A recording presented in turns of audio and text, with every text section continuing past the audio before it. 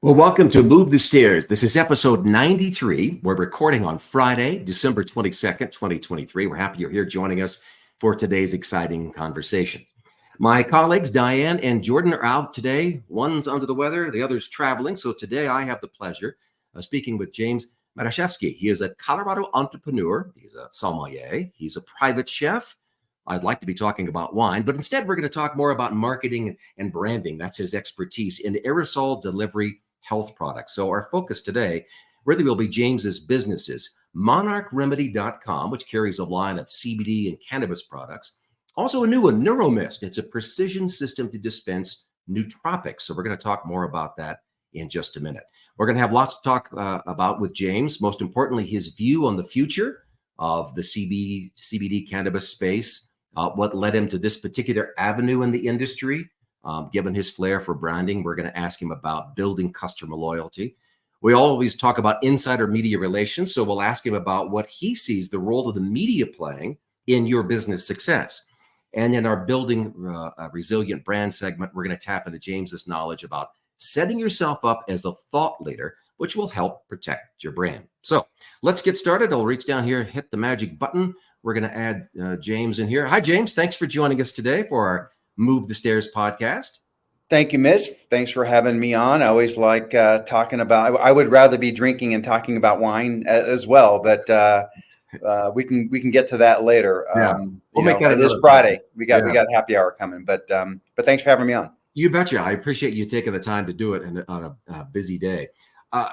First, I gave a little intro, but tell the folks a little bit more about yourself. You have a rather interesting background.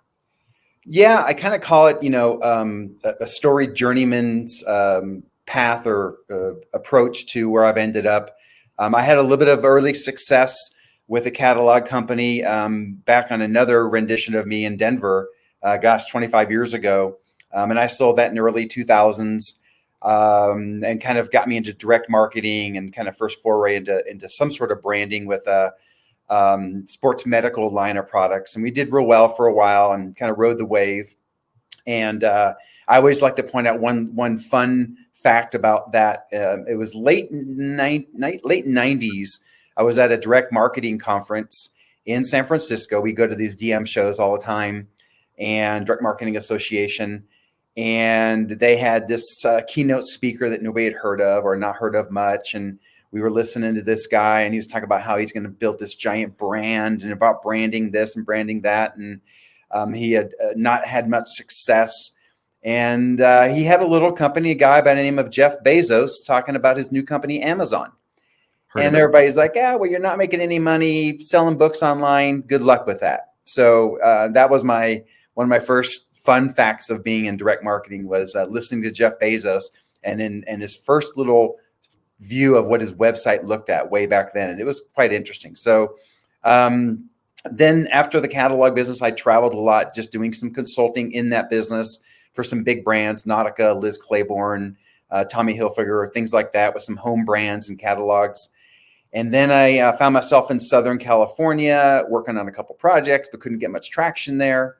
Ended up in Vancouver, Canada, working with a media marketing company, bringing products from the UK into the US in the gaming industry.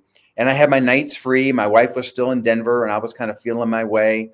And I said, hey, I'll take a wine class at night. I got a couple hours free, got hooked, got the wine bug, ended up spending 2 years getting my SOM certification.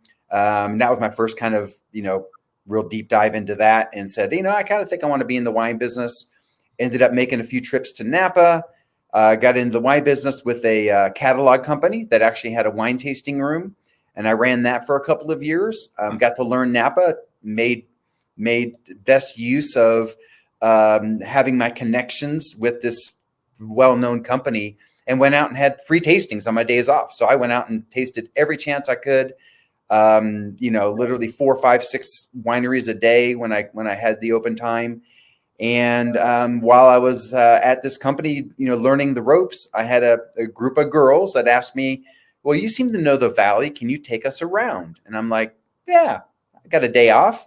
Called my wife and said, hey, I got good news and bad news. The good news is I can make a few extra bucks. And he said, the bad news is it's 4 really pretty girls that want me to drive them around. My wife was like, Yeah, go for it, man. How much are they going to pay you?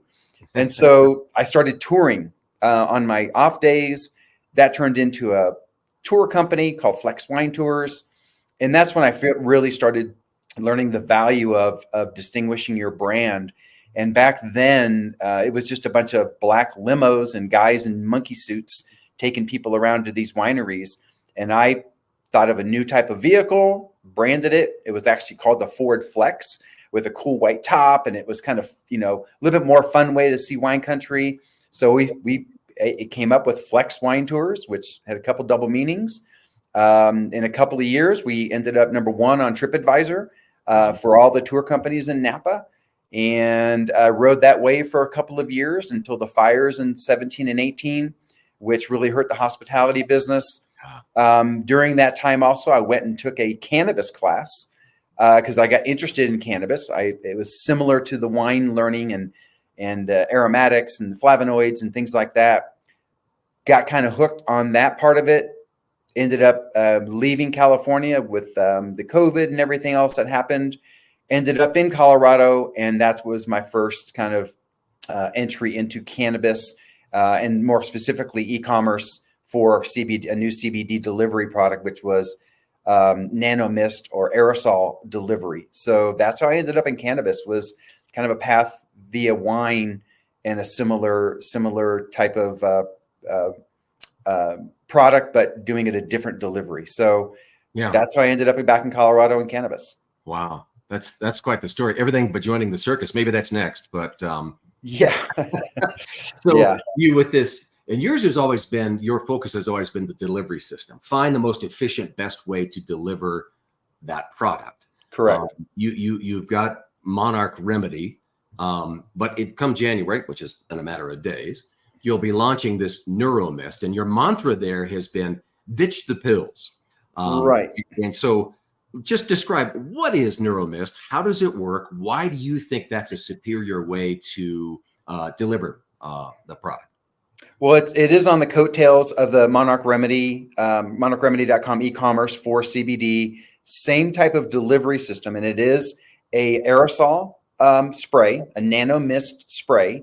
It's the same level of nanoparticulates that used for asthma inhalers that have been around for decades. There's 40 million people a day that use asthma inhalers. So it's the same level of delivery, just a little bit different with a sublingual delivery system. And you can sublingual or inhale.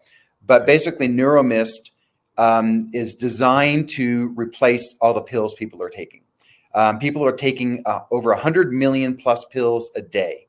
And it is the least effective, proven to be only 5 to 12% absorption rates. There's a reason some of the top, drugs that need good delivery via the lungs, or, other types of patients that need a much more higher, what they call bioavailability, which just means how the body absorbs what you're putting in. So when you take pills, it has to go through the full GI tract. It has to go through liver, gallbladder, stomach, all the things, small intestine, large intestine. And given what's in your system, you really don't know the level of absorption, other than you're going to somehow process 90% of it out of your system somehow, some way. So it's very taxing on the organs. So the NeuroMist is really designed to sublingually or inhale, deliver that via the veins in your mouth, which are very absorptive, sure. As a nanoparticulate, with a little bit of other transport materials, that you're getting 85% absorption within that 5 minutes that it's in your mouth. Wow. And so with Monarch, it was more of a focus on CBD cannabis. This NeuroMist, not so much. It's more on nootropics. So I want you to talk about what nootropics is. But first, let me ask you, and I don't mean to pounce on the negative, but is that switch, that migration, because of the uncertainty in the CBD cannabis space, or we're still waiting for the farm bill, et cetera, or was it just NeuroMist was a more desirable path for you? Yeah, I think CBD, not only just being a crowded space, I know we're going to talk a little bit about that later, but it really, the uncertainty from the FDA. The FDA was supposed to rule on this, years ago, and they just recently came out and said, we're not going to regulate it. And THC is regulated, CBD is not. And as much as I hate regulation in general, it would have been good for our industry. It would have been get a level playing field. But so I think the problem with that on the CBD side and building a brand and marketing is that when you are hampered by the FDA and on a federal level, it's still classified as a Schedule I drug, you can't get credit card processing, you can't get certain banking. So you're basically being handcuffed. And we had hoped that that would have been solved with some of the banking bills and some of the other farm bills and other regulation. It's not happening. And they're basically saying, we can't tell you when it's going to happen. There's a new farm bill coming out that's going to change things. But the FDA on a federal level is basically saying, we aren't going to tell you what you really, we're going to tell you what you can't do, but we can't tell you what you can do. And so that uncertainty, we're like, we really need to have, open media, open brand building, and open e-commerce. And nootropics was the next best thing. And we figured, well, let's take this technology. And there are several kind of nootropic type products out there. You've heard of Prevagen and things like that. Mm-hmm. And basically nootropics is defined by anything that increases your cognitive abilities, but it's much more than that.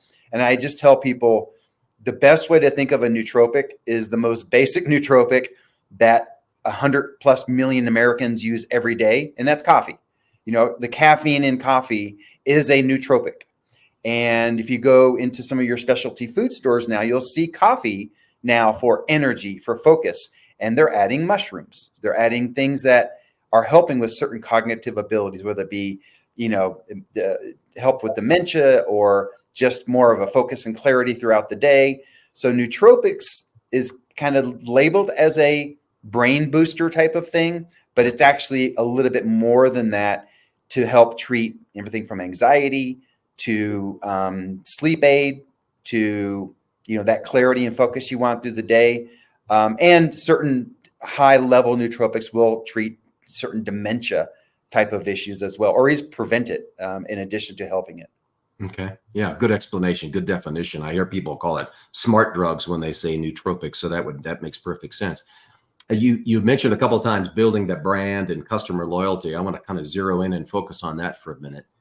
The folks that are owning businesses that are watching these podcasts, they want to stand out from the crowd to build that customer loyalty. And of course, that starts by just making people aware that you even exist.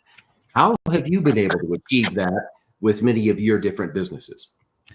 I think, building customer loyalty, I've been in food and beverage for so many years and worked in many restaurants throughout the years. One of the best kind of parallel comparisons that I like to tell people is think of your favorite restaurant that you really like to go back to, think of the elements that keep you coming back to something that may even be the same and over again, but you've got this loyalty.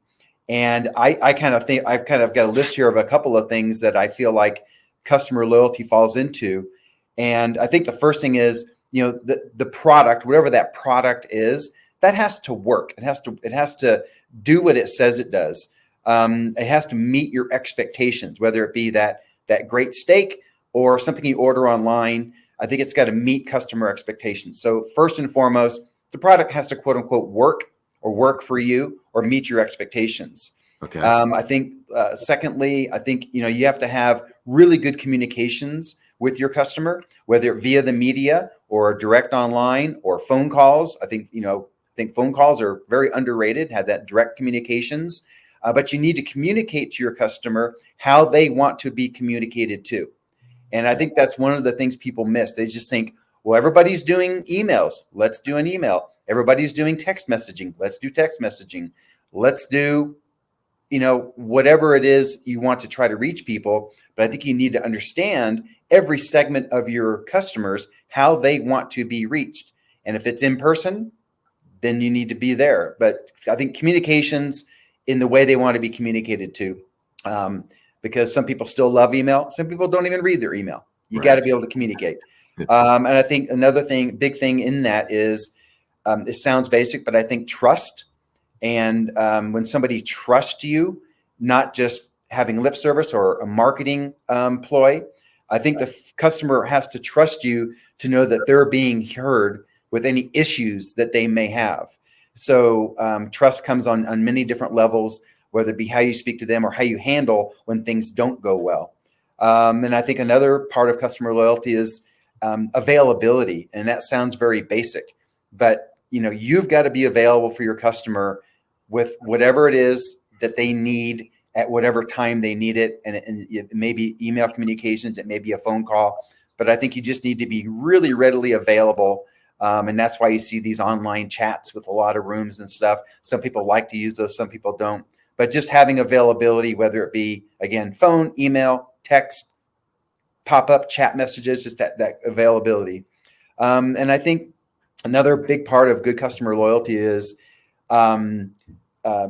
giving new customers something to keep filling that bucket. And so giving new customers something that they can grab onto to be able to experience your brand, but then giving your best customers something new as well. You've got to always be kind of, I think of like wine clubs in Napa. You had your new customers that always came in, and then you have your very loyal customers.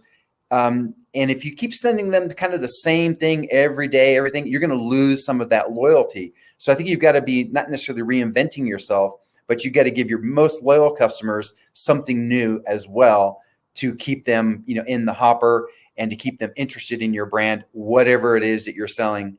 Yeah. And I think just maintain that excitement level for them. Yeah, I think you need to keep their interest with, and I had one of my favorite wine clubs in Napa, and every single quarter when the wine clubs went out, the winemaker made a wine specifically to the wine club members, and they couldn't buy it anywhere else. They couldn't get it anyplace else. They were always looking forward to it. So you've got to keep that interest with regarding whatever it is. And again, back to the restaurant analogy, I think, if you've got to keep introducing either new dishes or new promotions or new ways to keep your most loyal customers, even that much more loyal, and give them more and give new customers something new to come into. Keep them enthused. You mentioned the word trust, which is interesting because we always talk to clients about building the trust bucket. And they're like, what do you mean? It's like, well, building that trust with consumers. At M&C Communications, we're all former journalists, so we help our clients understand a little bit about what the media wants.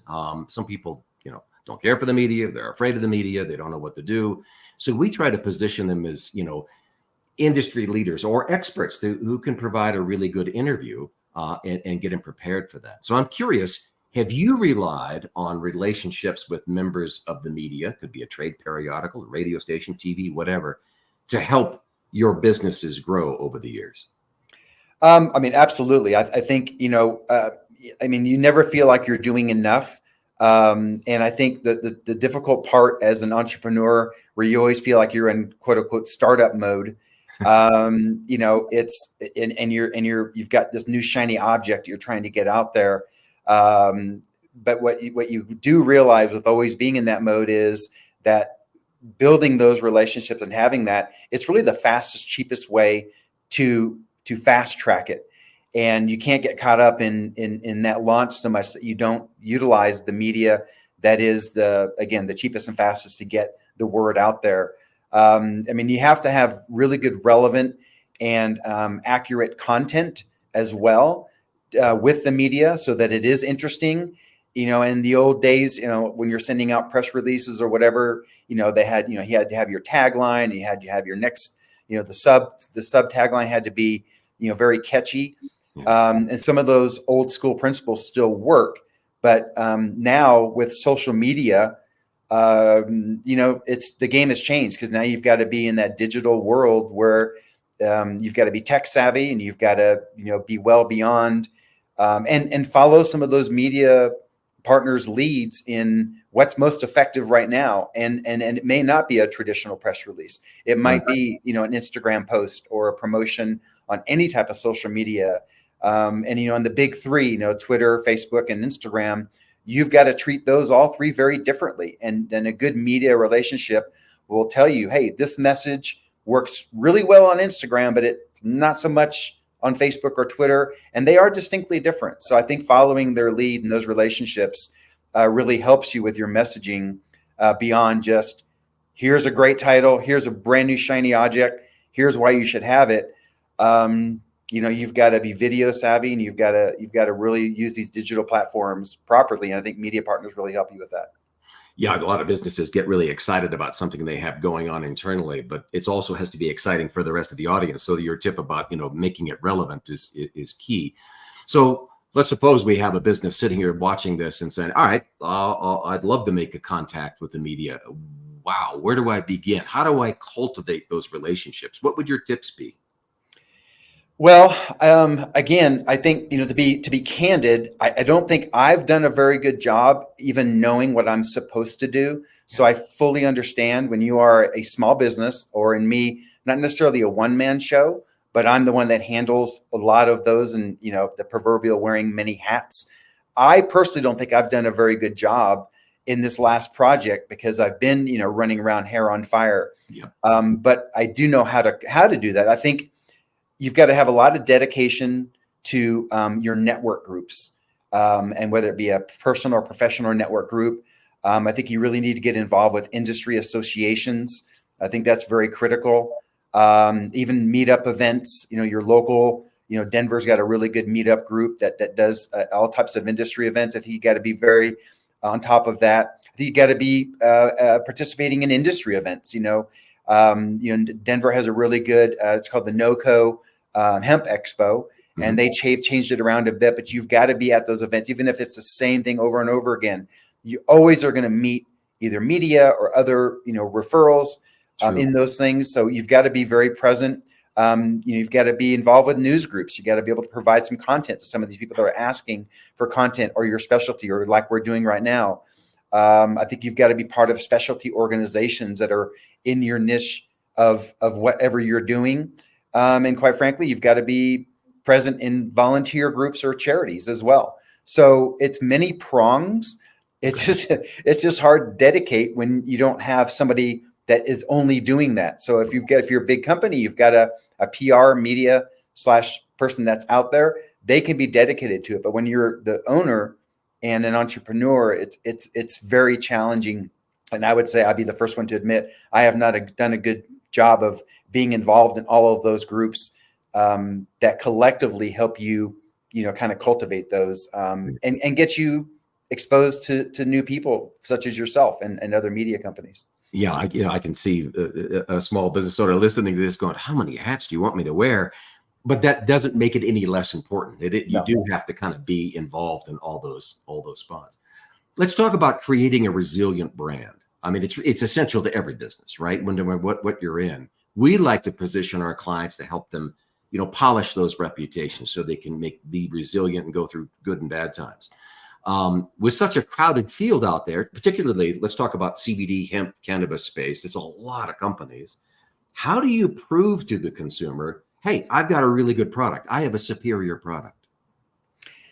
Well,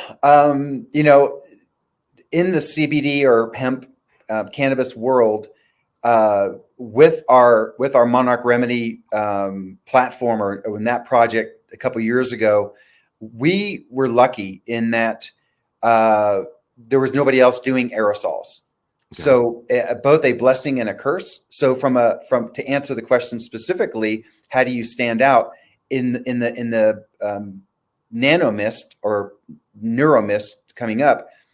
It's a little bit easier because we are the shiny object that nobody's ever heard of. Okay. And, the closest thing that people think of is, the old Banaka spray that you spray into your tongue for that fresh breath when you were just, after a meal or something.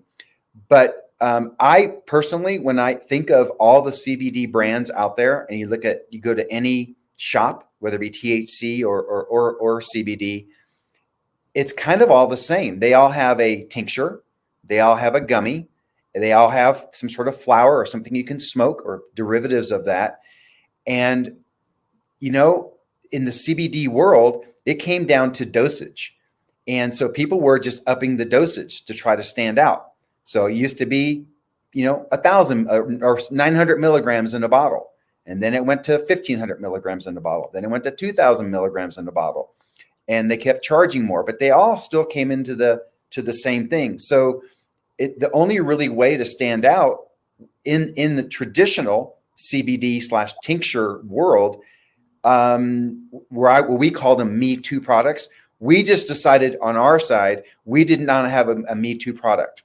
And if we had to be doing something that was in the same crowded space, like we do a pet drops, there's a ton of companies that do pet drops, but we did ours a little bit differently. We started putting CBG in there. We use fish oil only and all that. So if you don't have some sort of either technical or scientific way to stand out, again, you can up the dosage. That makes you stand out a little bit. Oddly, people aren't even that price conscious in this industry. They just want something to work. Yeah. And I think the big challenge for us, knowing that we didn't have to really stand out because nobody even heard of aerosols.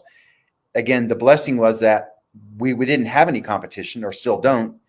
But the curse was, you've got to change the way 90% of the people take their CBD, which is with a tincture under the tongue. Yeah. And even those ours is better, faster, more effective, better cost per dose.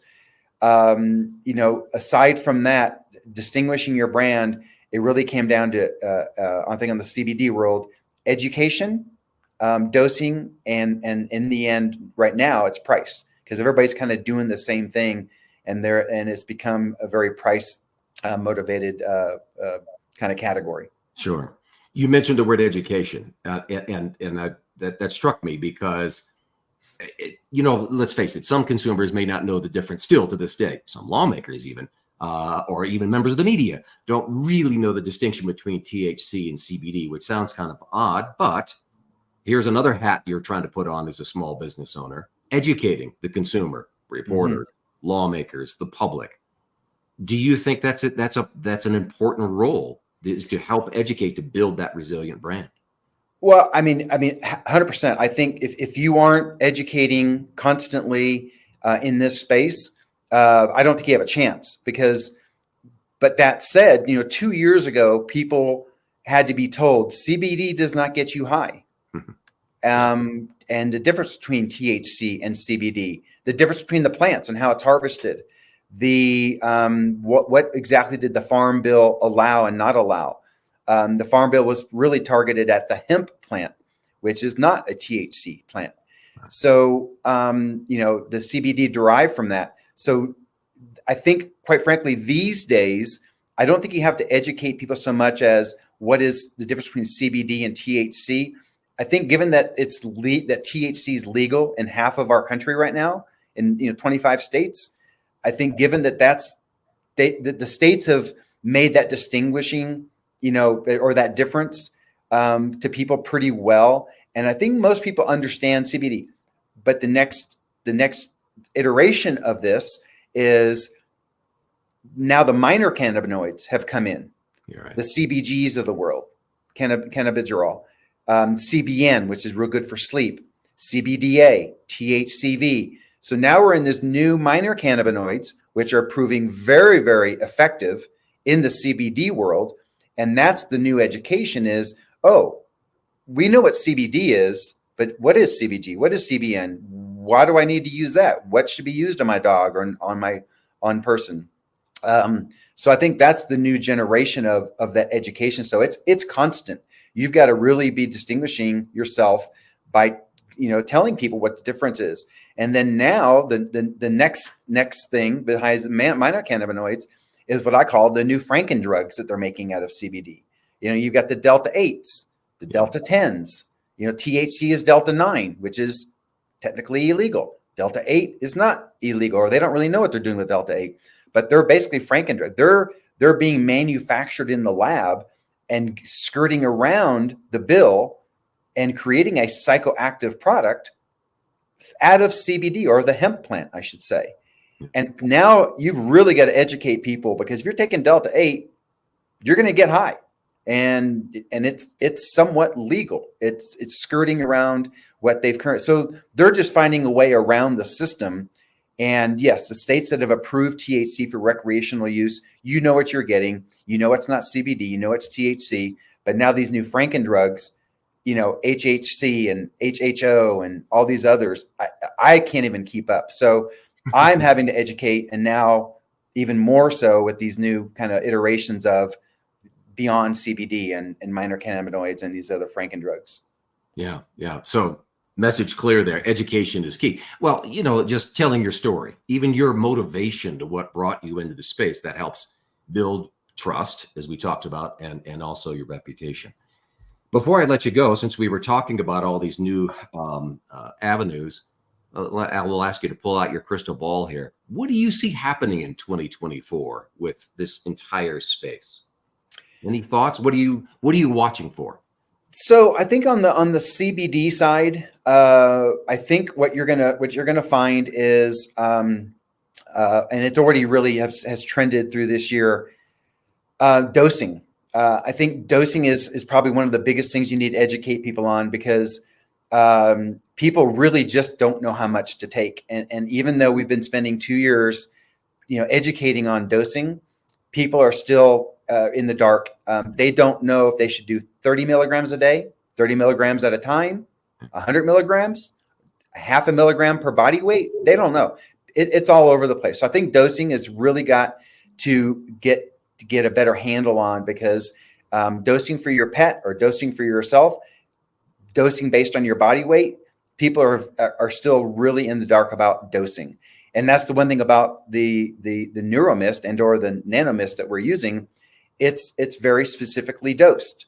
So and on the THC side, it's even more challenging, because now THC is sold as a percentage of THC you're getting per jar or per joint or per gummy or whatever you're taking. It's a percent THC, and that's all over the board now. And if you take a gummy versus smoking, your body treats it very differently depending on what's in your system. So I think the dosing is going to be probably the biggest challenge. So people really need to get a handle on it. And THC is regulated in the dosing, and CBD is not. So again, the regulation, I think you're going to find a lot more of these clamping down on the Frankendrugs. I think you're going to probably see a lot of those. There's a lot of letters going out right now with the FDA. I really think the FDA is going to finally get on board. I know that probably one of the biggest things going to happen in 2024 is the rescheduling. And, we're not asking it to be, scheduled down to a Schedule 5, like, but it should not be scheduled higher than cough syrup. And so I think, the scheduling it out of Schedule 1, even if they bring it down to Schedule 2 or 3, just opens up the market, because you need to be able to not have it as a federal Schedule 1 drug. So I think that's going to be a big thing in 24, is getting it off of the Schedule 1. I think that's going to really help a lot of small businesses. And then on the nootropics side, the reason that we are getting into, it's going to be getneuromist.com. The reason that we're kind of trending toward nootropics, and I think a lot of companies are going to do that, and it may even be a combination of nootropics with THC or nootropics with THC, but you're going to hear a lot more about things more than just brain food. You're going to have certain nootropics and combinations. In the CBD world, it was called the entourage effect, meaning that if you combined CBD with CBG and some other herbs and botanicals, you could get more pain relief. Or if you combined CBN with, lemon balm and passion flower and chamomile and CBN and all these other things, you could then create a product that makes you sleep better. So I think on the nootropic side, it's going to be the same thing. You're going to have not just something that helps your brain, but you're going to have a combination of things. They've proven that caffeine and L-theanine and ashwagandha and all those things that work together. So I think you're going to see its own version of an entourage effect with nootropics as well. And like our formulations, we're going to be focusing on an energy and focus or a clarity product. We're going to focus on a relaxation product. And then we're going to focus on a sleep product. The combinations of legal herbs, botanicals, and or drugs you can combine with that are going to be very specific. So I think you're going to see a lot more trend, and you're already seeing it with remedy-based combinations and remedy-based products, and not just taking CBD to take CBD. You're going to take CBD with CBN, with GABA, and magnesium citrate, all to make you sleep better or whatever it is. So you're going to see a lot more purpose. Yeah. very more purpose. Yeah. And we call it remedy specific. There you go. Well, your outlook on 2024 seems very positive. I hope you're right. That's a great place to wrap things up. So James Matuszewski from NeuroMist, thank you so much for joining us for this Move the Stairs podcast. Thanks for having me. Yeah, learn more about NeuroMist. Where do they find you? We have a splash page website right now. We're hoping to be up and running first quarter of next year, but you can go on and pre-register at getneuromist.com, and neuro is NEURO mist.com, but you can find it anywhere. And we hope to have that line of nootropics out shortly. And you can still, until the end of the year, you can still go to monarchremedy.com and see our CBD products. We're doing an end of year thing. So, but really excited about what 2024 has for us, so we can openly market into this kind of new category and new channel. Awesome. All right, James, thank you so much. We appreciate it. All right, Mitch, look forward to it. Very good. All right. Have a great New Year. Cheers. All right. Yes. Happy New Year. Well, that was a good conversation with James about brand protection, PR, and how to really implement that in your business. I jotted down a few notes when we talked about building a customer loyalty.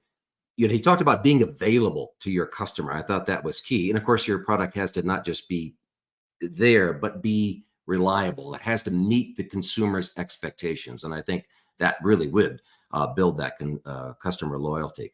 Talking about insider media relations, he's talked about, networking groups and just making yourself available, which he admitted is hard to do when you're running a small business. You've got lots of things going on, but you can't discount that. You use the media to help spread the good news, and you can be then thought of as a thought leader.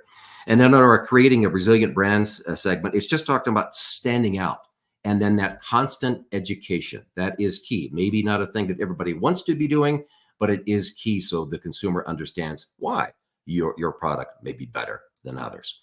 So I want to thank our special guest, James Matuszewski, for joining us on this Move the Stairs podcast. Thank you for being here, listening and watching. We hope you join us again for our next all-new Move the Stairs podcast episode, which will be next year in 2024. Thank you.